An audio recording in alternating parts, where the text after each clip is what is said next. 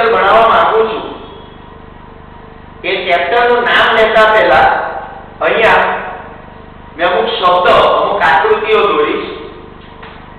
અહીંયા મેં દોર્યું છે આ એક બંગડી દોરી છે, બેંગલ. અને અહીંયા મેં એક દોર્યો છે દડો. વિદ્યાર્થી મિત્રો, બેંગલ, બંગડી અને દડો આ બેને આપણે વ્યવહારિક ભાષામાં એક જ શબ્દ વાપરીએ છીએ. બંગડી કેવી છે? ગોળ છે. દડો કેવો છે? ગોળ છે. તો દડો અને બંગડી આ બંને માટે આપણે વ્યવહારિક ભાષામાં એક જ શબ્દ વાપરીએ છીએ, ગોળ છે, ગોળ છે. પણ ખરેખર જો જોવા જઈએ તો બેંગલ જે છે એને વર્તુળ કહેવાય, વર્તુળાકાર છે. અને દડો જે છે એ ગોળાકાર છે. એટલે બેંગલ હોય ત્યાં વર્તુળ શબ્દનો વપરાશ થાય અને દડો ત્યાં ગોળાકાર શબ્દનો વપરાશ. આપણા ધોરણ 10 ની અંદર 10મું ચેપ્ટર, 12મું ચેપ્ટર અને 13મું ચેપ્ટર, એમાં 10મું અને 12મું એ વર્તુળ આધારિત છે, જ્યારે 13મું ચેપ્ટર જે છે એ ગોળાકાર આધારિત છે. તો અહીંયા ખાસ એક શિક્ષક હોવાને અનુલક્ષીને વર્તુળ અને ગોળાકાર ભૂમિતિમાં આ બંને શબ્દ વિદ્યાર્થીઓ અલગ છે. બંનેમાં ડિફરન્સની જો વાત કરીએ તો વર્તુળને કેન્દ્ર હોય છે, જ્યારે ગોળાકારને કેન્દ્ર નથી હોતું, નિશ્ચિત કેન્દ્ર નથી. જે કે પૃથ્વીની વાત કરીએ તો પૃથ્વીનું કેન્દ્ર નિશ્ચિત નથી, એકદમ અંતરના ભાગમાં છે. એ કોણ શોધવા દે? તો અહીંયા આપણે વિદ્યાર્થી મિત્રો વર્તુળની વાત કરવાના છે. ગોળાકારની હાલના તબક્કે આપણે વધારે ચર્ચા કરવાની નથી. હવે આપણે વર્તુળની જ્યારે વાત કરવાના હોય છે ત્યારે એમાં શું જોવાનું છે? વર્તુળમાં તો ઘણી બધી વસ્તુઓ હોય છે. તો વર્તુળની અંદર આપણે આ જે વક્રાકાર લાઈન દોરું છે, આ વક્રાકાર લાઈન, આ વક્રાકાર એની લંબાઈ માપવી હોય તો કઈ રીતે મપાય? કે આપણને કોઈ એમ કહે કે આ બંગડી છે, બંગડીની લંબાઈ માપો સ્કેલની મદદથી, તો કઈ રીતે મપાય? તો સ્કેલની મદદથી બંગડીની લંબાઈ નહીં મપાય. કાં તો તમારે દોરીનો ઉપયોગ કરવો પડે, ત્યાર પછી સ્કેલની ઉપર મૂકવું પડે. પણ ડાયરેક્ટ સ્કેલની જે છે તે તમે આની લંબાઈ નહીં માપી શકો. આ જે ભાગ છે ને વિદ્યાર્થી મિત્રો, આ ભાગ જે છે એ વર્તુળની બોર્ડર છે. તો આ ભાગને ગણિતની ભાષામાં વર્તુળનો પરિઘ કહેવાય. વર્તુળનો પરિઘ, વર્તુળનો પરિઘ. બીજું જોવા જઈએ તો એનું બીજું પણ નામ છે વર્તુળની પરિમિતિ. બીજું એક નામ છે વર્તુળની પરિમિતિ. વિદ્યાર્થીઓ, તો આ ભાગ ઉપરનો એને વર્તુળનો પરિઘ કહેવાય. આપણે અંદરની કોઈ ચર્ચા જ નથી કરવાની. એંગલમાં કઈ અંતર હોય? કઈ નહીં, તો હાથ હોય. એટલે આપણે કોઈ બોર્ડરની ચર્ચા કરીએ તે બોર્ડરને વર્તુળનો પરિઘ કહેવાય. હવે પરિઘ શબ્દ જે છે એ એના માટે વપરાયો કારણ કે વક્રાકાર, જ્યાં પણ વક્રાકાર હોય ને ત્યાં પાય આવશે. યાદ રાખજો, પાય. નળાકાર હોય, ગોળક હોય, રસોડો ગમે તેમાં પાયા, કારણ કે એની લંબાઈ આપણે સ્કેલની મદદથી માપી નથી શકતા, માપી નહીં શકાય. તો આ વર્તુળનો પરિઘ જો તમારે શોધવો હોય તો એનું સૂત્ર છે 2πr, જેમાં r ની વાત કરીએ એ તો બધાને ખબર છે, r એટલે ત્રિજ્યા, કેન્દ્રથી લઈને વર્તુળ પરના બિંદુ સુધીનું અંતર, એટલે r એટલે ત્રિજ્યા, એટલે અહીંથી આટલું માપ ત્રિજ્યા એટલે 2π, અથવા જો બીજું સૂત્ર જોઈએ આપણે, અથવા વર્તુળના પરિઘનું સૂત્ર પાઈ ગુણ્યા d, જ્યાં d ની વાત કરીએ તો d કોણ છે વિદ્યાર્થી મિત્રો? વ્યાસ છે, વ્યાસ. આ વર્તુળના પરિઘની લંબાઈ તમારે માપવી હોય, વર્તુળની પૂર્ણ લંબાઈ, પરિમિતિ, એને ઘણા બધા ઉપનામ આપવામાં આવ્યા છે, તેનું સૂત્ર છે 2πr અથવા પાઈ ગુણ્યા d. d એટલે કોણ? વ્યાસ. જે કે 2 અને r નો ગુણાકાર કરો, 2 ગુણ્યા ત્રિજ્યા. પહેલેથી 7મા 8મા 9મા તમે શીખી ગયા છો, 2 ગુણ્યા ત્રિજ્યા એટલે એને વ્યાસ કહેવાય વિદ્યાર્થી. તો અહીંયા પાઈ ગુણ્યા d, મોટા ભાગે ધોરણ 10માં વિદ્યાર્થીઓ વર્તુળના પરિઘનું સૂત્ર 2πr વાપરે છે. તમે પાઈ ગુણ્યા d વાપરો તો એ વાંધો નહીં, કારણ કે વ્યાસ આપેલો ના વાપરવાનો, ત્રિજ્યા ના વાપરવાનો. હવે એવું કોઈ સ્પેસિફિક એ નથી કીધું કે તમારે 8 વાપરવાનું, તમે જે સૂત્ર વાપરો ત્યારે વાપરવાનું, પરિઘની લંબાઈથી મતલબ છે. ટૂંકમાં આ જે છે એ વર્તુળની શું આવી? લંબાઈ. આ વસ્તુ વિદ્યાર્થીઓ તમને આવડવી જ જોઈએ. હવે આપણે બોર્ડરની વાત કરીએ, બોર્ડરની વાત. હવે આપણે વર્તુળના અંદરની વાત કરીએ.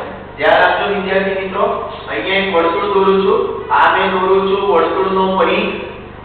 હવે મેં અંદરની વાત કરું છું, અંદરનો ભાગ.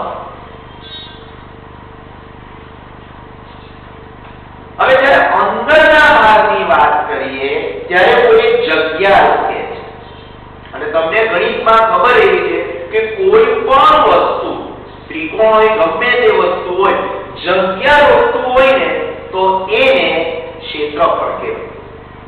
તો વર્તુળ જે છે એ અંદરના ભાગમાં જે જગ્યા રોકે છે એને વર્તુળનું ક્ષેત્રફળ કહેવાય.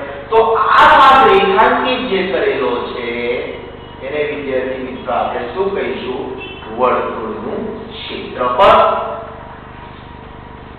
વર્તુળના ક્ષેત્રફળનું સૂત્ર આપણે જોઈએ તો વર્તુળના ક્ષેત્રફળનું સૂત્ર પાઈ r સ્ક્વેર, ફક્ત પાઈ r સ્ક્વેર. હવે તમને આખી ટ્રેજેડી સમજાવો કે તમારે પરિમિતિ એટલે પરિઘ શોધવો રે, કાં તો તમારે ક્ષેત્રફળ શોધવું હોય તો તમારી પાસે એક વસ્તુ હોવી જોઈએ, અને એ છે ત્રિજ્યા. ત્રિજ્યા સિવાય તમે નહીં પરિમિતિ શોધી શકો, નહીં તમે ક્ષેત્રફળ શોધી શકો. એટલે ત્રિજ્યા સૌથી મહત્વનો ભાગ ભજવે છે. બાકી પાઈની કિંમત તો બધાને ખબર છે. પાઈ એટલે શું? તો પાઈ એટલે તમને ખબર છે 22/7 અથવા તો 3.14 તમે લઈ શકો. તો વિદ્યાર્થી મિત્રો, જ્યારે પણ તમે તમારી નોટ્સ બનાવો છો ત્યારે નોટ્સની અંદર તમારે ખાસ આ બે સૂત્ર લખવા પડે.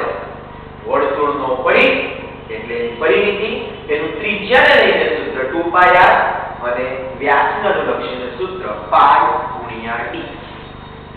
અને ઘેરાનો પ્રદેશ એટલે ક્ષેત્રફળ, તો ક્ષેત્રફળનું સૂત્ર પાઈ r સ્ક્વેર. વર્તુળના ક્ષેત્રફળનું સૂત્ર પાઈ r. તો વિદ્યાર્થી મિત્રો, આ જે બે સૂત્ર છે તમારે તમારી નોટબુકની અંદર અચૂકપણે લખી લેવાના રહેશે. કારણ કે યાદ રાખજો, ગણિતમાં હંમેશા સૂત્રમેવ જયતે. જેને સૂત્ર આવડશે એની બોર્ડની અંદર જઈ થશે. બાકી તો બધા ઘરે પણ દાખલા ગણે છે, ટ્યુશનમાં ગણે છે, સ્કૂલમાં ગણે છે, ઘરે મમ્મી દેખતા ગણે, પણ પરીક્ષામાં ભૂલાઈ જતા હોય છે. એટલે સૂત્ર બરાબર મોઢે કરજો. તો વિદ્યાર્થી મિત્રો, હવે આપણે વર્તુળનો પરિઘ વિશે જોઈ ગયા, વર્તુળનું ક્ષેત્રફળ વિશે જોઈ ગયા. હવે આપણે વર્તુળના પરિઘ અને વર્તુળના ક્ષેત્રફળ સંબંધિત વિદ્યાર્થી મિત્રો હવે આપણે દાખલા જોઈશું. તો પહેલો પ્રશ્ન થાય કે આટલું બધું ચલાવ્યું તમે, પણ તમારું ચેપ્ટર કયું છે તો કીધું. તો આપણે વર્તુળ નથી ચેપ્ટર, પણ વર્તુળ સંબંધિત જે વસ્તુ આપણે ચલાવવાની છે એ ચેપ્ટર છે. વિદ્યાર્થી મિત્રો, ગણિતની અંદર ચેપ્ટર નંબર 12 ની શરૂઆત આપણે કરવાની છે. કમ્પલસરી 3 ગુણનો એક દાખલો, કા 4 ગુણનો દાખલો, 2 MCQ, 1 ખરા ખોટા, એમ મળીને 6 કે 7 માર્ક્સ જે છે તે તમારે આમાંથી મેળવી જ લેવાના છે.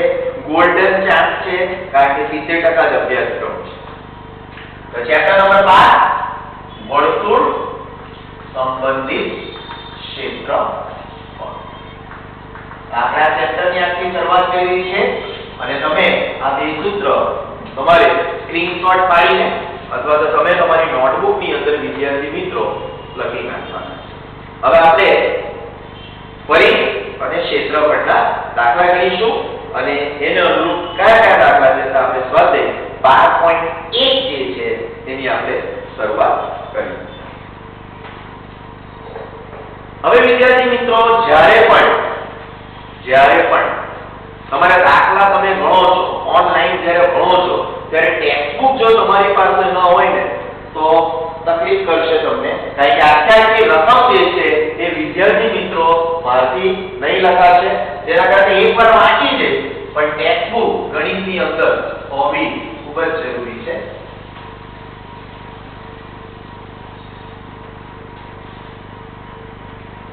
હવે વિદ્યાર્થી મિત્રો, આપણે સ્વાધ્યાય 12.1 જે છે એને એક દાખલો છે, એકદમ સહેલો છે. જો એને સમજો તો આપણને કહેવામાં આવ્યું છે કે બે વર્તુળ, પ્રશ્ન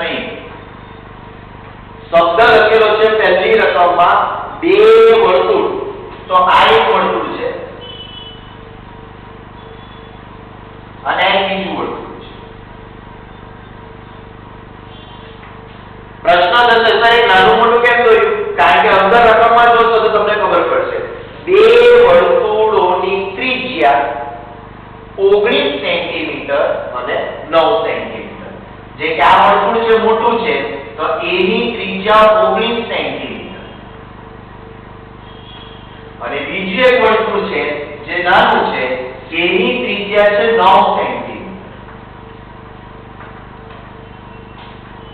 હવે આ 19 સેન્ટીમીટર અને 9 સેન્ટીમીટર આ બંને વર્તુળ છે. હવે જે બોલું છું એ બરાબર ધ્યાન રાખજો. ત્રીજું એક વર્તુળ છે,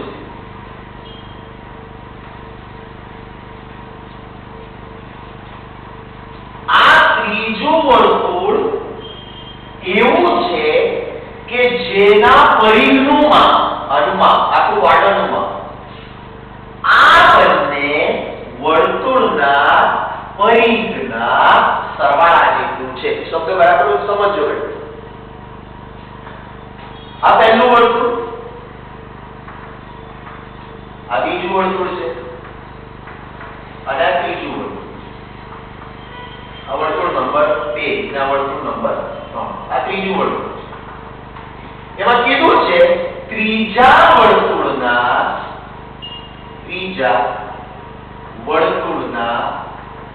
પરિઘનું માપ, આ વર્તુળ જે છે એના પરિઘનું માપ પહેલા અને બીજા વર્તુળના પરિઘના સરવાળા જેટલું છે.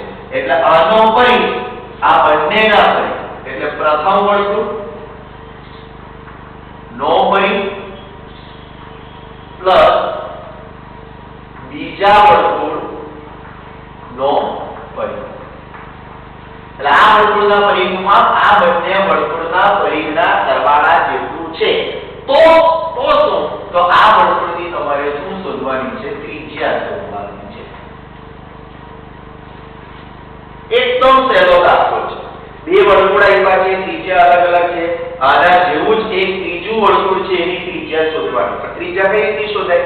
તો એની શરત આપેલી છે કે આનો પરિઘ આ બંને વર્તુળની પરિઘના સરવાળા જેટલો છે. તો આપણે સૂત્ર મૂકી દીધું. આની ત્રિજ્યા 19, આની ત્રિજ્યા 9 અને આની ત્રિજ્યા આપણે શોધવાની છે. આ મોટું વર્તુળ છે એટલે r1 નામ આપી દઈએ અને r2 નામ આપણે પહેલા નંબરનું વર્તુળ પહેલી ત્રિજ્યા, બીજા નંબરનું વર્તુળ બીજી ત્રિજ્યા, ત્રીજા નંબરનું વર્તુળ તમે કેપિટલ R લઈને તમે r3 પણ લખી શકો છો. મેં કેપિટલ R લઈ. હવે ફરી તમને તો સૂત્ર તો એક જ છે. વર્તુળના પરિઘનું સૂત્ર કયું? 2πr. તો આ ત્રીજા વર્તુળનું પરિઘ છે તો સૂત્ર કયું? 2πr આઈ કેપિટલ R.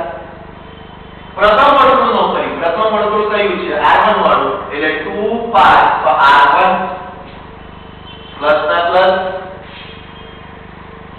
બીજા વર્તુળનો પરિઘ, તો બીજું વર્તુળ કયું છે? 9 સેન્ટીમીટર પણ સૂત્ર 2πr2. સૂત્ર તો બધા એક જ પણ ત્રિજ્યા અલગ અલગ છે એટલે અલગ અલગ નામ આપ્યું. હવે અહીંયા લખો 2πr દેખા. હવે આ બંને સૂત્રમાં શું સરખું દેખાય? બે સરખા, પાઈ સરખા, બાકી r1 અને r2 તો અલગ અલગ છે કારણ કે ત્રિજ્યા અલગ અલગ છે તો બંનેમાંથી કોમન કાઢ્યું 2π કોમન તો વધવાનું શું? આ r1 બીજું શું વધશે? r2. હવે જે કોમન વધ્યા છે એ કોમન આના નીચે નાખી દેવાનું. કોની? 2πr એટલે 2πr છેદમાં કોમન ને નાખી r1 plus r. બે કેન્સલ, પાઈ કેન્સલ તો વધ્યું કોણ? Capital R. અહીંયા કોણ વધ્યું? r1 plus r2 વધ્યું. હવે r1 આપણને ખબર છે કેટલા? 19. r2 કેટલું છે? 9. 19 અને 9 નો સરવાળો કરો તો ખબર પડશે. તો 19 અને 9 નો સરવાળો કેટલો થશે? 28 સેન્ટીમીટર. અને આપણે શોધવાનું શું હતું? ત્રીજા વર્તુળનો શું શોધવાનું હતું? ત્રિજ્યા. તો આવી રીતે ફાઇનલ આન્સર જે છે એ તમારો 28 સેન્ટીમીટર આવશે. જેને તમે અલગ પરીક્ષામાં અલગ લખવાનું. આન્સર આવી રીતે લખાય વિદ્યાર્થી મિત્રો જ્યારે પણ દાખલો પૂરો થઈ જાય ત્યારે એની અંદર લખેલું છે કે ત્રીજા વર્તુળનું ક્ષેત્રફળ ત્રીજા વર્તુળની ત્રિજ્યા 28 સેન્ટીમીટર. ત્યારે વિદ્યાર્થી મિત્રો એકદમ સહેલો દાખલો. તો વિદ્યાર્થીઓ આવી રીતે તમે વર્તુળ સંબંધિત ક્ષેત્રફળના દાખલા ગણીશું. બે વર્તુળ, ત્રીજા વર્તુળની ત્રિજ્યા. હવે ખાલી થોડું મગજની અંદર વિચારો. આ વર્તુળની ત્રિજ્યા આપેલી, આ વર્તુળની ત્રિજ્યા એટલે આ વર્તુળની ત્રિજ્યા શોધવાની. પણ એ લોકોએ બોર્ડ વાળાએ સહારો કોનો લીધો? પરિઘ. કે આ બંનેના પરિઘનો સરવાળો આના પરિઘ જેટલો છે. હવે પરિઘની જગ્યાએ એ લોકો ક્ષેત્રફળ પણ લઈ શકે છે કે આ બંને વર્તુળના ક્ષેત્રફળનો સરવાળો ત્રીજા વર્તુળ જેટલો હોય તો જ્યારે આ રીતના પ્રશ્ન ક્રિએટ થાય છે ત્યારે એના પછીનો આપણે દાખલો ગણીશું. પહેલા તમે આ દાખલો વ્યવસ્થિત રીતે જોઈ લો અને સ્ક્રીનશોટ પાડીને તમે તમારી નોટબુક્સ ની અંદર વ્યવસ્થિત રીતે એને ગણીશું.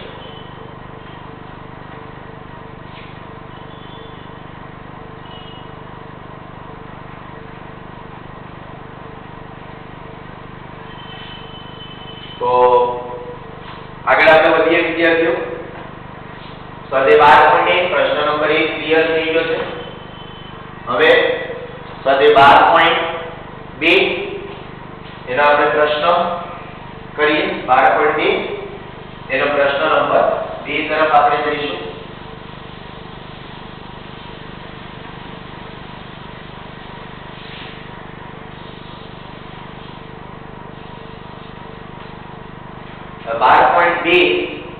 એનો પ્રશ્ન નંબર 2 એમાં જુઓ.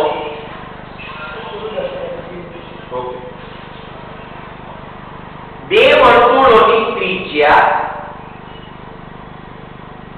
8 સેન્ટીમીટર અને 6 સેન્ટીમીટર છે. જે કે આ વર્તુળ છે એની ત્રિજ્યા 8 સેન્ટીમીટર. બીજા વર્તુળની ત્રિજ્યા વિદ્યાર્થી મિત્રો 6 સેન્ટીમીટર. હવે જરા બરાબર લીટી વાંચો. તમારી પાસે ટેક્સ્ટ બુક જે વર્તુળનું ક્ષેત્રફળ બોર્ડર નહીં અંદર ન આ ત્રીજું વર્તુળ એનું ક્ષેત્રફળ બે વર્તુળના ક્ષેત્રફળના સરવાળા જેટલું હોય તો આ વર્તુળની ત્રિજ્યા શોધો. પેલામાં પરિમિતિ આની અંદર ક્ષેત્રફળ આવ્યું પરિમિતિ એટલે પરિમિતિ તો તમારે આવી રીતે કરવું પડશે. ત્રીજા વર્તુળનું ક્ષેત્રફળ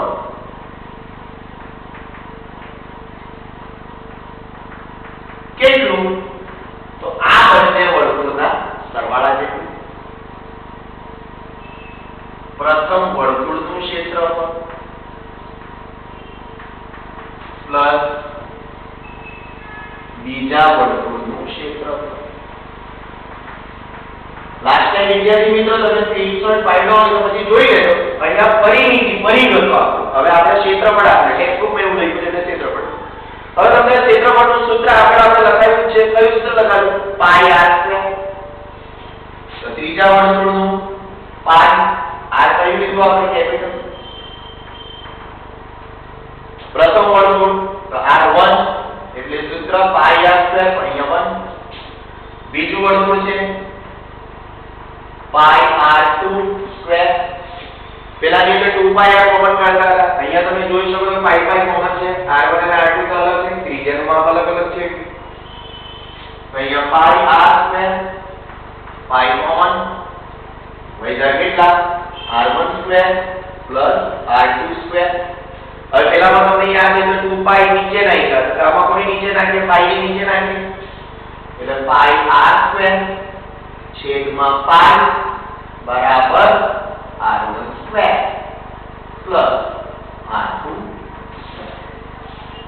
પાઈ પાઈ કેન્સલ એટલે તમારું એક નવું સૂત્ર બની ગયું r square r1 square plus r2 square.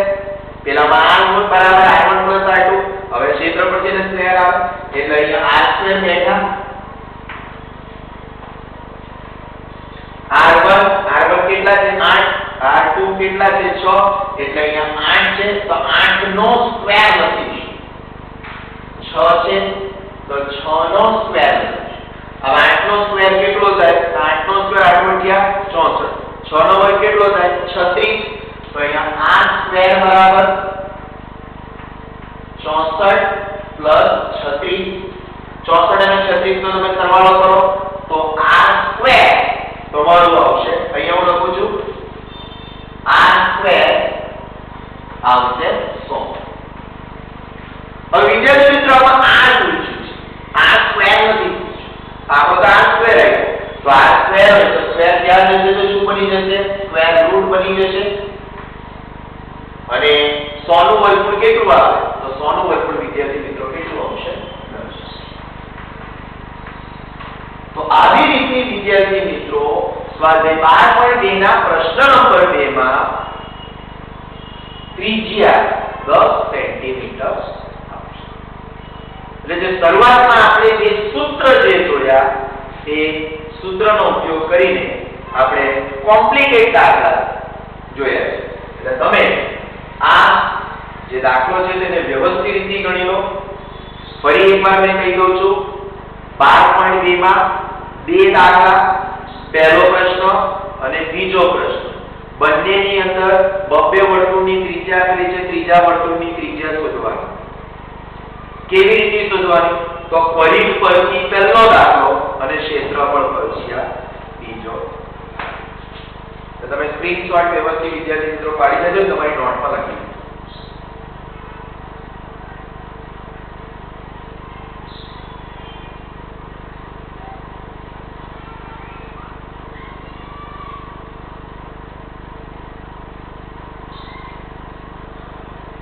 ચાલો વિદ્યાર્થી મિત્રો સ્વાધ્યાય 12.1 માં પ્રશ્ન 1 અને પ્રશ્ન 2 જે છે એ પ્રશ્ન 1 અને પ્રશ્ન 2 બંને આપણે જોઈ ગયા છીએ.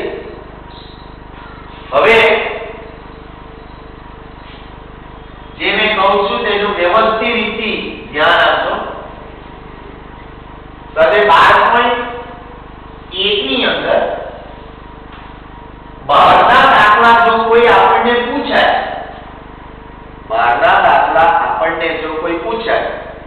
કઈ રીતના પૂછાય?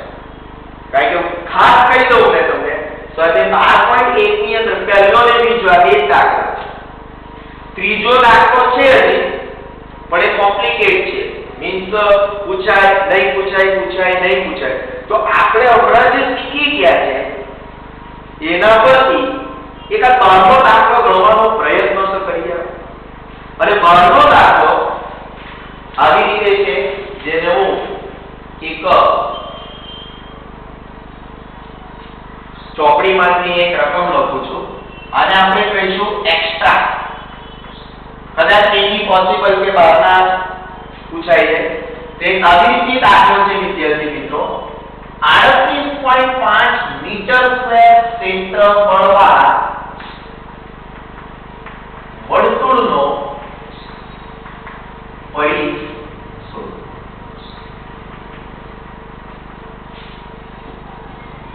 એકવાર તમને ક્ષેત્રફળ અને પરિઘનું સૂત્ર આવડી ગયું એટલે એ લોકો ગમે તે દાખલો તમને પૂછી શકે છે. તો 38.5 મીટર સ્ક્વેર ક્ષેત્રફળ વાળા વર્તુળનો પરિઘ તમારે શોધવાનો છે. તો આપણે પરિઘ જો શોધવું હોય, વર્તુળનો પરિઘ જો શોધવો હોય તો પરિઘનું સૂત્ર વિદ્યાર્થી મિત્રો કેટલું છે? 2πr. મેં વસ્તુ કોની જરૂર પડી? ત્રિજ્યા. પાઈની કિંમત આપણે મૂકી દઈશું 22/7.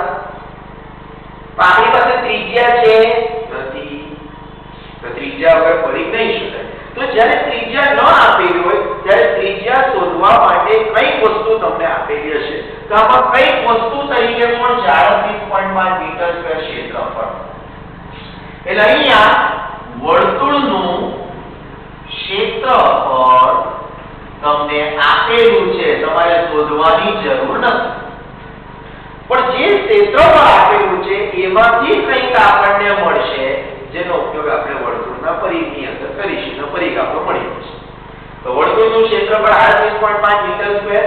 વર્તુળના ક્ષેત્રફળનું સૂત્ર વિદ્યાર્થી મિત્રો કયું? પાઈ r સ્ક્વેર. પાઈની કિંમત કેટલી આપણે લઈએ? તો પાઈની કિંમત સમજી લો કે આપણે લઈએ 22/7.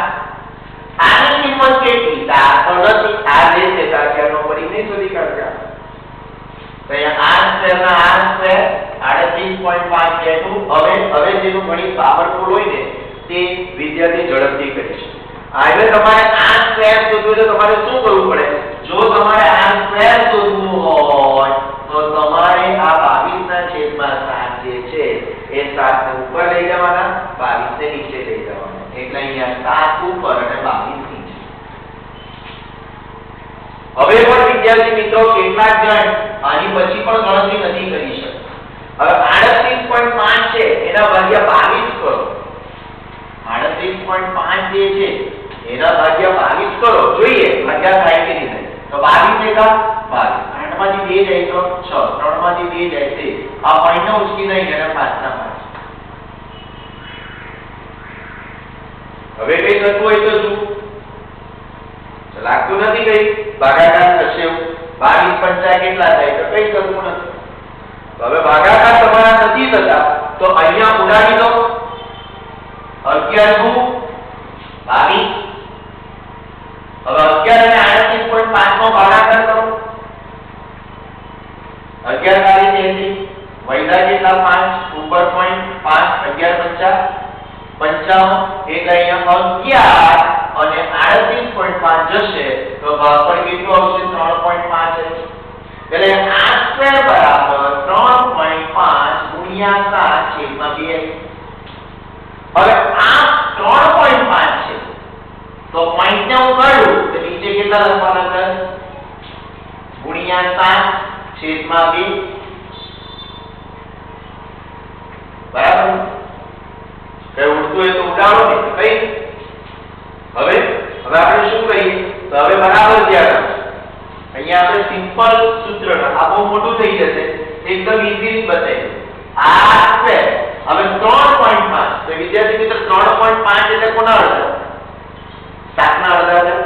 એટલે 3.5 ની જગ્યાએ આપણે 35 ના છેદમાં 10 લખેલા છે 7 × 35 ને 5 × 10 એમ કરશે તો 5 માં જોડી એટલે 7 ના છેદમાં 2 આવશે કે નહીં એટલે સીધા 3.5 ની જગ્યાએ 7 ના છેદમાં 2 લખોના 7 ના છેદમાં 2 લખો એટલે r² બરાબર 7 × 7 49 છેદમાં 2 × 4 તો આ r² મળ્યું પણ આપણને જરૂર કોની છે r ની તો r કેટલું તો સ્ક્વેર ક્યાં જશે તો વર્ગમૂળ બની જશે 49 નું વર્ગમૂળ કેટલું 7 4 નું કેટલું તો આવી રીતે વર્તુળના ક્ષેત્રફળમાંથી તમને શું મળ્યું r મળે છે હવે આપણે શોધવાનો તો પરિઘ માટે જરૂર હતી r ની તો હવે વિદ્યાર્થી મિત્રો આની અંદર આપણે મૂકી દઈએ r ની કિંમત કેટલી 7/2 7 કેન્સલ 2 કેન્સલ એટલે ફાઇનલ જવાબ જે છે વિદ્યાર્થી મિત્રો વર્તુળના પરિઘનો આવશે 22 આ દાખલો 12મો છે તે છતાંય તમારે તેને પ્રયત્ન કરવો એક તમને ઝલક બતાવી છે કે કદાચ આવી રીતના પણ એકવાર પરિઘ અને ક્ષેત્રફળનું સૂત્ર પૂછાય એટલે ગમે તે રીતની દાખલો લોકો તમને પૂછે તો એક વસ્તુ ખાસ ધ્યાન રાખવાની છે પરિઘ અને ક્ષેત્રફળ માટે ત્રિજ્યા તમારે જોઈએ અને ત્રિજ્યા ક્યાંથી મળશે એનો વિચાર તમારે તમારા મગજમાં લાવો તો તમે ઈઝીલી વર્તુળનો પરિઘ અને ક્ષેત્રફળ શોધી શકો તો અહીંયા પરિઘનું સૂત્ર લખ્યું 2πr r ની જરૂર પડી r ક્યાંથી લાવવા તો ક્ષેત્રફળ આપેલું છે તો ક્ષેત્રફળ લખ્યું ક્ષેત્રફળનું સૂત્ર πr² છે 38.5 π ની કિંમત મૂકી r² બેઠા 38.5 r² બેઠા છે 7 ત્યાં જશે તો ઉપર 22 જશે નીચે 11 નું 22 એટલે 11 નો ઉડાઈ આપે 3.5 અહીંયા ભાગાકાર કમ્પ્લીટ જ છે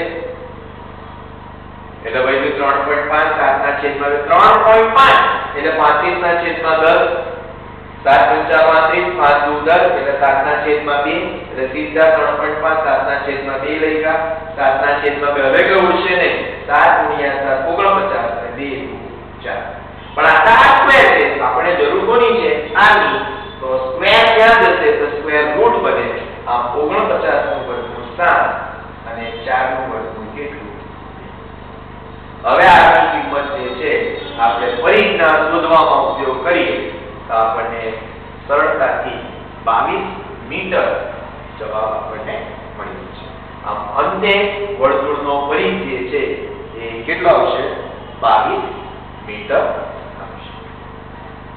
ગણી કાઢજો વિદ્યાર્થી મિત્રો એક્સ્ટ્રા દાખલા સ્વરૂપે તમે તમારી નોટ્સમાં લખજો એક્સ્ટ્રા દાખલા સ્વરૂપે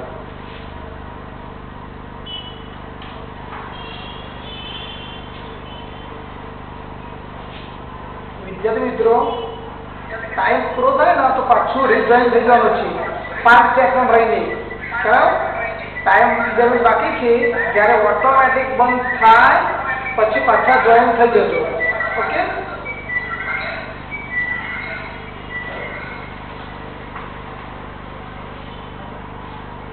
મેં તો આપશે ચાલે એક જ રાખવાનું आज एक કેટલા મિનિટ 40 મિનિટ નો હા 40 મિનિટ પર 2 મિનિટ બાકી હતો આવી લખાઈ ગઈ છે ના મને કલાક જ ના આ જરા બાદ જેમ પડી ગઈ પાછો સ્ટાર્ટ કરી દે ઓકે ઓકે વિદ્યાર્થી મિત્રો અહીંયા તમને બે દાખલા તમે વ્યવસ્થિત રીતે ગણ્યા ત્રીજો 12મો ગણ્યો હવે પ્રશ્ન એ થાય કે સર આમાંથી એમસીક્યુ પણ પૂછી શકાય તો આપણા એનસીઈઆરટી ના અભ્યાસક્રમ મુજબ અને 70% ગુજરાત સરકારે જ્યારે અભ્યાસક્રમ દાખલ કર્યો છે એની અંદર ટેક્સ્ટબુક ને એમસીક્યુ જે છે એને પણ એ લોકો માન આપીને અભ્યાસક્રમમાં મૂક્યો છે તો આ વખતે કોરોનાની મહામારીમાં જેટલું એ લોકો કીધું છે એટલું કરો તો તમારા સારા માર્ક્સ આવશે એવી આપણે આશા રાખીએ છીએ તો તમે જોઈ શકો છો કે ટેક્સ્ટબુક ની અંદર સ્વાધ્યાય 12.1 માં પ્રશ્ન નંબર 5 જે છે એ એમસીક્યુ છે પ્રશ્ન નંબર 5 એમસીક્યુ જે છે એમાં લખેલું છે કે વર્તુળની પરિમિતિ અને પરિઘ ના મૂલ્યો સમાન ત્રિજ્યા ખાલી જગ્યા. સૂત્ર તો આપણે એક છે, વર્તુળનો પરિઘ અને વર્તુળનો ક્ષેત્રફળ. પણ આ વખતે પરિઘ અને ક્ષેત્રફળને સરખા બતાવીએ. જેમ કે વર્તુળનો પરિઘ, વર્તુળની પરિમિતિ, પરિમિતિ એટલે પરિઘ. અહીંયા પરિઘ લખ્યો છે તો અહીંયા ક્ષેત્રફળ આપણે લખીશું. ટેક્સ્ટબુકમાં ક્ષેત્રફળ આપ્યું હશે. અહીંયા વર્તુળની પરિમિતિ અને વર્તુળનું ક્ષેત્રફળના મૂલ્ય છે. એટલે વર્તુળની પરિમિતિ બરાબર વર્તુળનું ક્ષેત્રફળ, બંને કેવા છે? સમાન. હવે ફટાફટ એનું તમે સૂત્ર લખો. વર્તુળની પરિમિતિ એટલે વર્તુળનો પરિઘ, વર્તુળના પરિઘનું સૂત્ર 2 વર્તુળના ક્ષેત્રફળનું સૂત્ર કયું? પાઈ r સ્ક્વેર. હવે તમે બરાબર જોજો, બંને બાજુ સરખું શું છે? પાઈ પાઈ, તો કેન્સલ થઈ ગયા. બીજું શું સરખું છે? r 1 ટાઈમ, r નો પાવર શું છે? એટલે r કેટલી વાર છે? 2 વાર. એટલે એને એમ પણ લખી શકાય r ગુણ્યા r. તો સરખું શું છે? r કેન્સલ થઈ ગયું. હવે અહીંયા શું વધ્યું? r. અહીંયા શું વધ્યું? 2. r એટલે શું? ત્રિજ્યા. એટલે એકદમ ઈઝી સ્વરૂપે દેખાતું નહીં ક્ષેત્રફળ, ખાલી સ્ટાર્ટ જ આપી દેવાનું.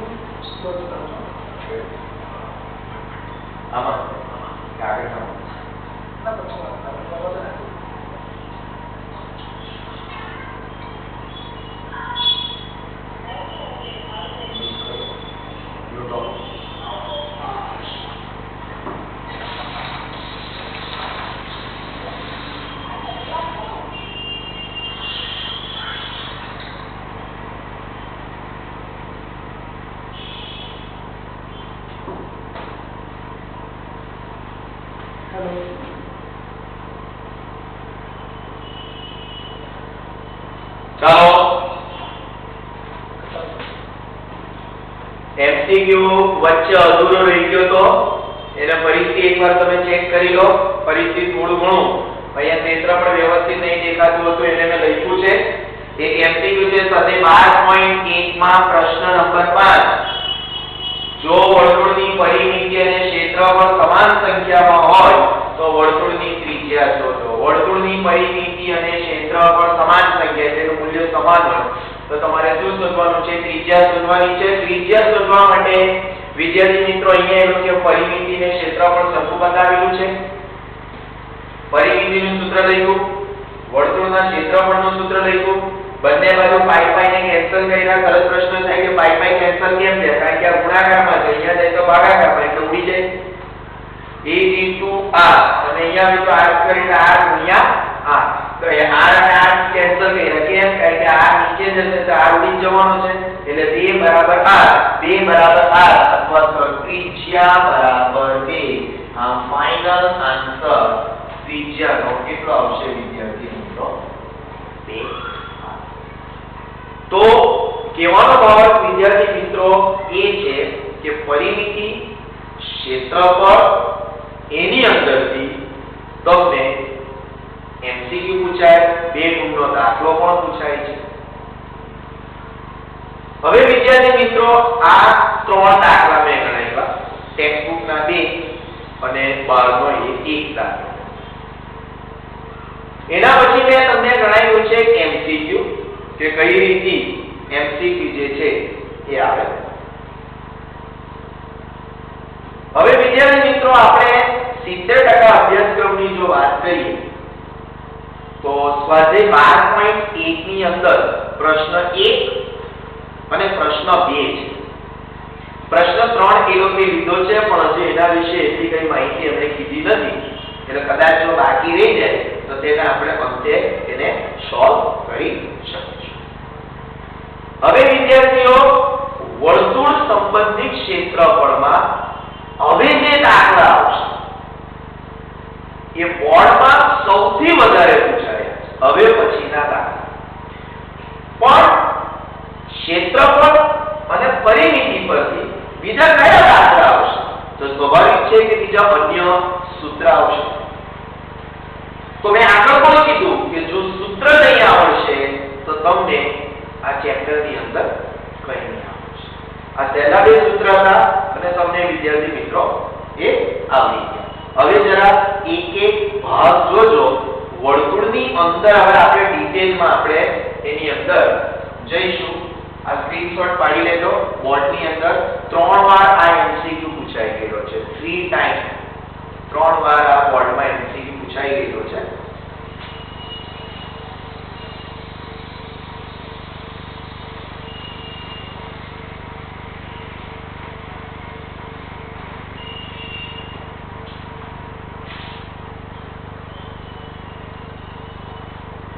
હવે ધ્યાન આપજો વિશે એક એક ભાગને આપણે ફરીથી જોઈએ.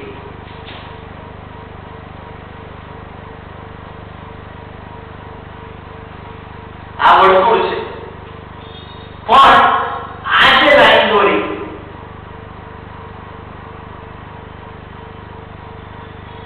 એને આપણે શું કહીએ? વર્તુળનો પરિઘ. પરિઘ એટલે વર્તુળની લંબાઈ 2π. એટલે આગળ પણ સૂત્ર આપણે જોયું. હવે સમજી લો કે મારે ફક્ત આટલો જ ભાગ લેવો છે. અહીંથી લઈને આટલો જ ભાગ. તો આને શું કહેવાય? આટલો જ ભાગ વિદ્યાર્થી આટલો જ રાખો. સમજી લો કે કાચની બંગડી છે તો બંગડી ઉપરથી લઈને નીચે સુધી એનો પરિઘ કહેવાય. હવે બંગડી તૂટી ગઈ તો એનો તૂટેલો ટુકડો તમારા હાથમાં આવી. તો જો ટુકડો નાનો આવે, હવે નાનો એટલે કેટલો નાનો? ત્યાં ફરીથી પ્રશ્ન થાય. તો અડધો ટુકડો, ધ્યાન રાખો, આ અડધા ટુકડા કરતા નાનો હોય.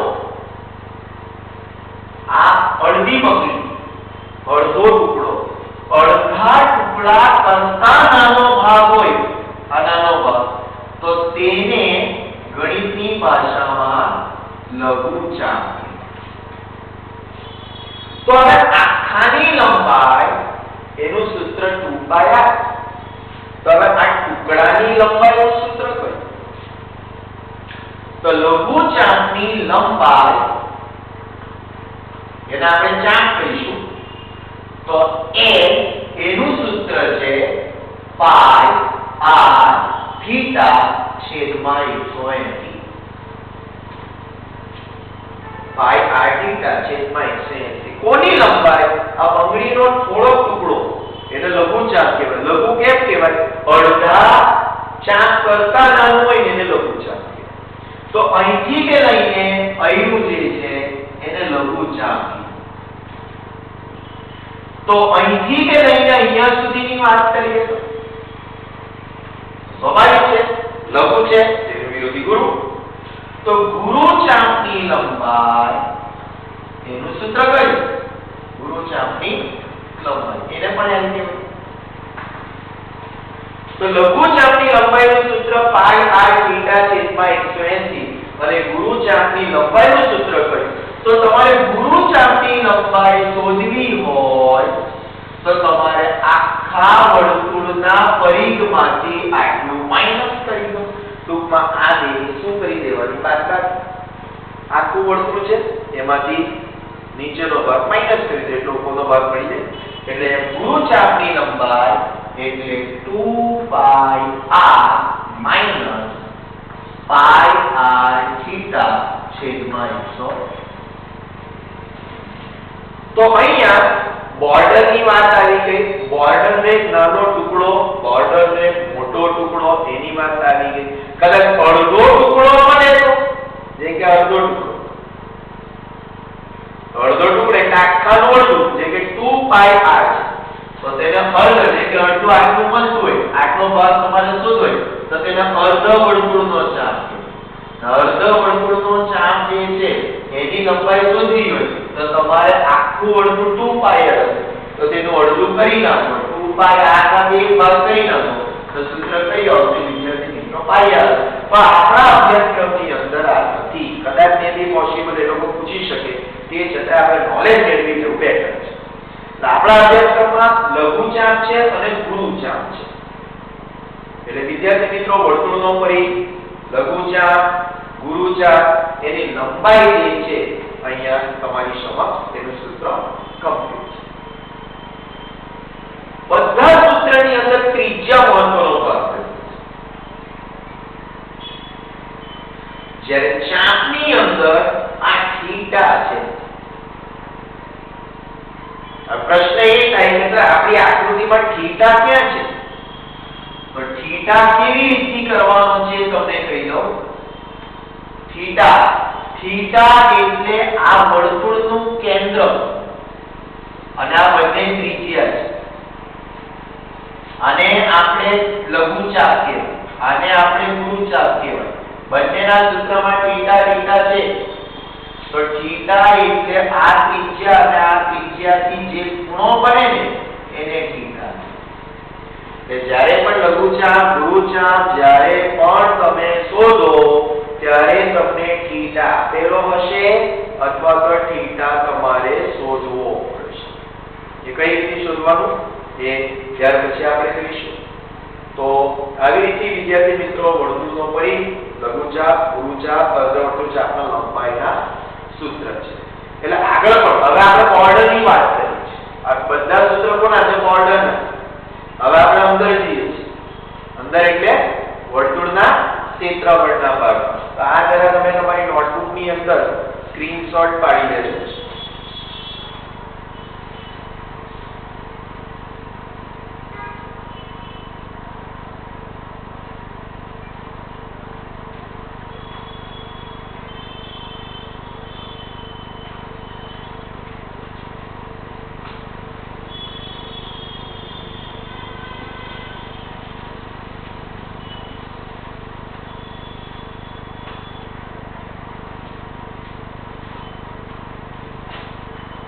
બીજા અન્ય સૂત્ર તરફ આપણે જઈએ આ વર્તુળ આ કયો ભાગ થઈ ગયો અંદરનો ભાગ થઈ ગયા જેને આપણે શું કહીએ છીએ વર્તુળનું ક્ષેત્રફળ સૂત્ર કયું છે આગળ જોઈ ગયા આપણે પાઈ આર સ્ક્વેર હવે ધ્યાન આપજો હવે આ વર્તુળનું ક્ષેત્રફળ છે આ વર્તુળનું કેન્દ્ર છે હવે આ લઘુચાપ છે બરાબર ધ્યાન આ લઘુચાપ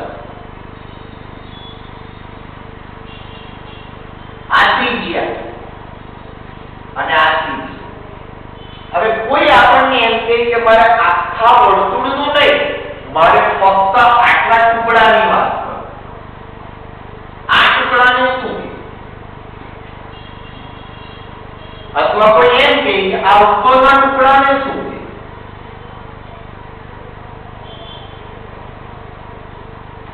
આ ટુકડાને શું કહેવાય ને આ ટુકડાને શું તો વિદ્યાર્થી મિત્રો આ જે ટુકડો બનશે અયો અંદરનો ભાગ જેને અહીંયા મેં રેખાંકિત કર્યો છે એને ગણિતની ભાષામાં લઘુ વૃત્તાંશ કહેવામાં આવે છે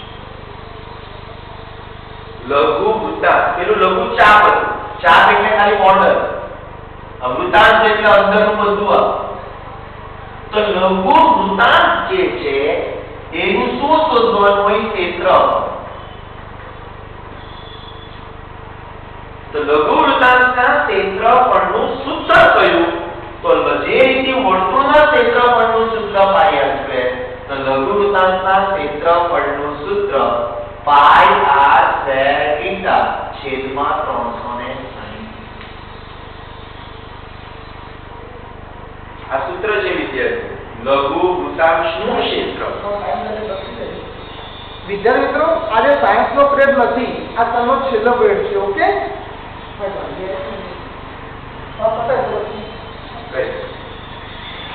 એટલે લઘુ વૃત્તાંતના ક્ષેત્રફળનું સૂત્ર પાયા સ્ક્વેર થીટા છેદમાં 360 બરાબર ધ્યાન રાખજો. લઘુ ચાપમાં 180 હતું, અહીંયા કેટલું છે વિદ્યાર્થી મિત્રો? 360. તો આ ભાગ આખો વર્તુળનું ક્ષેત્રફળ, આ ટુકડો જે છે એને લઘુ વૃત્તાંત કીધું. હવે આ જે ભાગ આવ્યો તેને શું કહીએ આપણે? એનો ભાગ. તો આ ભાગ જે છે એને આપણે કહીશું ગુરુ વૃત્તાંશ. તો ગુરુ વૃત્તાંશના ક્ષેત્રફળનું સૂત્ર કયું? તો પેલામાં તમને યાદ હશે દાખલા નહીં કરેલી. ગુરુચાપની લંબાઈ એટલે પરિઘ અને લઘુચાપ. તો અહીંયા તમારે આ ટુકડો જોશો છે. સ્વાભાવિક છે કે આખા વર્તુળમાંથી આટલો ટુકડો માઈનસ કરો તો આટલો ટુકડો વધવાનો. એટલે આ બંનેની વિદ્યાર્થી મિત્રો તમારે શું કરવી પડશે? બાદબાકી. પાય સ્ક્વેર માઈનસ પાય સ્ક્વેર થીટા છેદમાં 360. તો વિદ્યાર્થીઓ લઘુચાપ ગુરુચાપ આ બે સૂત્ર, લઘુ વૃત્તાંશનું ક્ષેત્રફળ, ગુરુ વૃત્તાંશનું ક્ષેત્રફળ, આ બે સૂત્ર MCQ ની અંદર માર્ચ 2017 માં પૂછાઈ ગયેલું. આ ટુકડાને શું કહેવાય? યાદ રાખજો, આ ટુકડાને વૃત્તાંશ કહેવાય, લઘુ વૃત્તાંશ કહેવાય. કાં તો ખાલી વૃત્તાંશ લો. વૃત્તાંશ એટલે શું? અહીંયા યાદ રાખો. વૃત્તાંશ એટલે શું? વૃત્તાંશ એટલે ચાપ અને ત્રિજ્યા વચ્ચેનો ભાગ. વૃત્તાંશ એટલે ચાપ અને ત્રિજ્યા. આપણે ત્રિજ્યા તો એવો ભાગ છે. ત્રિજ્યા વચ્ચેનો ભાગ. વચ્ચેનો ભાગ એટલે ઘેરાયેલો ભાગ કહેવાય, વચ્ચેનો ભાગ કહેવાય, અથવા ચાપ અને ત્રિજ્યા વડે રચાતો પ્રદેશ કહેવાય. એટલે અહીંયા તમને વૃત્તાંશ વિશેની માહિતી વિદ્યાર્થીઓ આપેલી છે. એને પણ તમે તમારી નોટની અંદર લખવું પડશે. સ્ક્રીનશોટ તમે પાડી લેજો.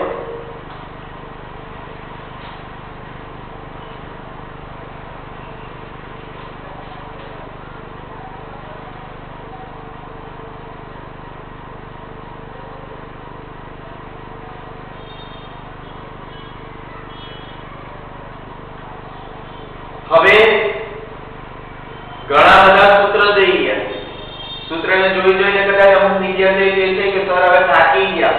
પણ વિદ્યાર્થીઓ છેલ્લા જે સૂત્ર છે આ બે સૂત્ર થઈ જાય એટલે વિદ્યાર્થીઓ ચેપ્ટર 12 ની અંદર આવતા બધા સૂત્ર તમારા ક્લિયર થઈ જશે.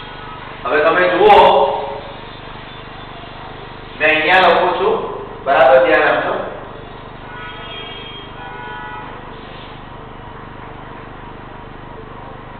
આ વર્તુળ, આ કેન્દ્ર, આ ત્રિજ્યા,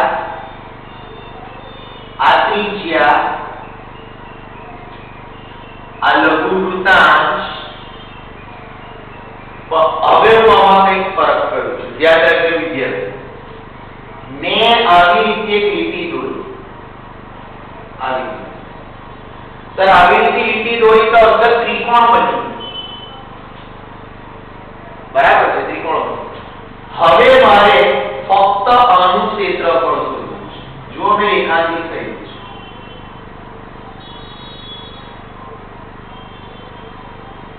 મારે ફક્ત આટલા ભાગનું ક્ષેત્રફળ શોધવું છે. મારે આખા ભાગનું તો શોધવું મેં લખવું છે. તો પહેલો પ્રશ્ન એ થાય કે આ ભાગને કહેવાય શું? તો આ જે ભાગ છે તેને ગણિતની ભાષામાં લઘુ વૃત્તખંડ કહેવાય. લઘુ વૃત્તખંડ. આખો વૃત્તાંશ અને વૃત્તાંશના અંદરથી એક નાનો ટુકડો એને વૃત્તખંડ કહેવાય છે. તો લઘુ વૃત્તખંડનું ક્ષેત્રફળ તમારે શોધવું હોય તો થોડુંક વિચારો વિદ્યાર્થી. એકદમ સિમ્પલ છે. આખો ટુકડાને શું કહેવાય? વૃત્તાંશ. વૃત્તાંશમાંથી તમારે શું લખવાનું, ત્રિકોણને માઈનસ કરી દો. એટલા સમજી લો કે આ કોણ છે? આ કોણ છે? લઘુવૃત્તાંશ. મને કેટલું જોઈએ છે? આટલું જ જોઈએ છે. તો આટલામાંથી મેં આટલું કટ કરી દો તો મને આટલો ટુકડો મળી જાય. કટ કરી દો એટલે એને માઈનસ કરી દો. આ લઘુવૃત્તખંડનું ક્ષેત્રફળ એટલે લઘુવૃત્તાંશના ક્ષેત્રફળમાંથી ત્રિકોણને શું કરવાનું? માઈનસ કરવાનું. લઘુવૃત્તખંડનું ક્ષેત્રફળ એટલે લઘુવૃત્તાંશનું ક્ષેત્રફળ માઈનસ ત્રિકોણનું ક્ષેત્ર. ત્રિકોણનું ક્ષેત્ર. હવે લઘુવૃત્તાંશનું ક્ષેત્રફળ કયું હતું? તો 5 અને ત્રિકોણનું ક્ષેત્રફળ, તો ત્રિકોણ દાખલામાં જે આવે તે આપણા ધોરણ 10 માં ની અંદર બે પ્રકારના ત્રિકોણ છે. એક કાટકોણ ત્રિકોણ આવે અને એક સમબાજુ ત્રિકોણ આવે. અને કાટકોણ ત્રિકોણના ક્ષેત્રફળનું સૂત્ર કયું? ત્યાં સાઈડ પર મેં લખી દઉં છું. કાટકોણ ત્રિકોણનું ક્ષેત્રફળનું સૂત્ર જે કામ લાગશે દાખલામાં. કાટકોણ ત્રિકોણનું ક્ષેત્રફળ એનું સૂત્ર કયું? 1/2 પાયો ગુણ્યા 2. અને બીજું છે સમબાજુ ત્રિકોણ. સમબાજુ ત્રિકોણનું ક્ષેત્રફળ. તો સમબાજુ ત્રિકોણના ક્ષેત્રફળનું સૂત્ર કયું આવે? વર્ગમૂળ 3/4 ગુણ્યા બાજુનો વર્ગ. એટલે જ્યારે પણ લઘુવૃત્તખંડ આવશે ત્યારે ત્રિકોણ અથડાશે. આ ત્રિકોણ અથડાય, આ ત્રિકોણ અથડાય. જો બીજો કોઈ ત્રિકોણ આવશે તો તેને પણ આવી રીતના જે દાખલો આવશે ત્યારે આપણે એને સમજાવીશું. તો વિદ્યાર્થી મિત્રો, આટલો ટુકડો જે છે એને લઘુવૃત્તખંડ કહેવાય. તો આખા વર્તુળમાંથી હવે આટલો ટુકડો ને લઘુવૃત્ત કહેવાય. તો બાકીનો જે ટુકડો હોય તો એને શું કહેવાય? તો બાકીનો ટુકડો જે વધે એને ગુરુવૃત્તખંડ કહેવાય. તો લઘુ પછી ગુરુવૃત્તખંડ નું ક્ષેત્રફળ તમારે શોધવું હોય તો એકદમ ઈઝી. આખા વર્તુળના ક્ષેત્રફળમાંથી તમે આટલું શું કરી દેવાનું? માઈનસ. એટલે આખા વર્તુળના ક્ષેત્રફળ એટલે વર્તુળનું ક્ષેત્રફળ માઈનસ 8 ટુકડાને કહેવાનું. અને 8 ટુકડાને શું નામ આપેલું આપણે? લઘુવૃત્તખંડ. એટલે માઈનસ લઘુવૃત્તખંડનું ક્ષેત્રફળ. તો આવી રીતે વિદ્યાર્થીઓ ધોરણ 10 ના 12મા ચેપ્ટરની અંદર વર્તુળનું ક્ષેત્રફળ, લઘુચાપ, ગુરુચાપ, લઘુવૃત્તાંશ, ગુરુવૃત્તાંશ, લઘુવૃત્તખંડ અને ગુરુવૃત્તખંડ આટલા સૂત્ર તમને કમ્પલસરી વિદ્યાર્થીઓ આવડવા જોઈએ. અને યાદ રાખવા માટે મેં લખેલું છે કે વૃત્તાંશ એટલે શું? વૃત્તાંશ એટલે ચાપ અને ત્રિજ્યાનો ઘેરાયેલો એટલે ચાપ અને ત્રિજ્યા વચ્ચેનો ભાગ. તો સ્વાભાવિક છે કે અહીંયા પણ મારે એમસીક્યુ આવશે તો તમને ખબર પડે કે વૃત્તખંડ એટલે શું? વૃત્તખંડ. તો વૃત્તખંડ એટલે શું? તો વૃત્તખંડ એટલે ચાપ અને જીવા વચ્ચેનો પ્રદેશ. ચાપ અને જીવા વચ્ચેનો ભાગ અથવા વચ્ચેનો. તો વિદ્યાર્થીઓ, આજનો પહેલો પીરિયડ ચેપ્ટર નંબર 12 માં 12.1 એમાં 3 નંબરનો દાખલો બાકી છે. બાકી 70% અભ્યાસક્રમ મુજબ પ્રશ્ન નંબર 1, પ્રશ્ન નંબર 2 અને પ્રશ્ન નંબર 5 તમારો ક્લિયર થઈ ગયો છે.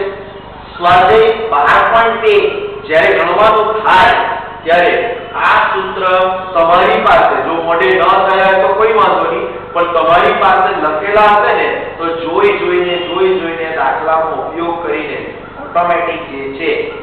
મિત્રો, આ વિડિયો લાઈક કરો અને જો સબસ્ક્રાઇબ ન કરી હોય તો હાલ જ સબસ્ક્રાઇબ કરો અને બેલ આઇકોન પર ક્લિક કરો જેથી મારી નવી વિડિયો તમારા સુધી સૌથી પહેલાં પહોંચે.